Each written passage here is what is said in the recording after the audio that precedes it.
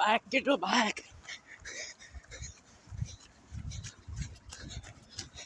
Running हो guys, morning work मजा आइरहेछ। रातिको ड्युटी हानेर बिहान रनिङ गर्न आउँदा 9 घन्टा ड्युटी हानेर आएको गाइस।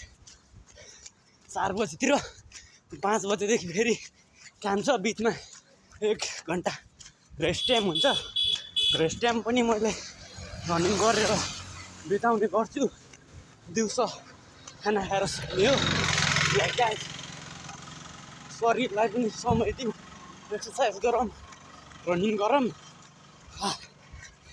यस्तो चिसोमा पनि पसिना आइरह, शरीरमा चिसो चिसो लागिरहेछ तर फेरि शरीरमा पसिना आइरहेछ। ओहो भाग केटो भाग।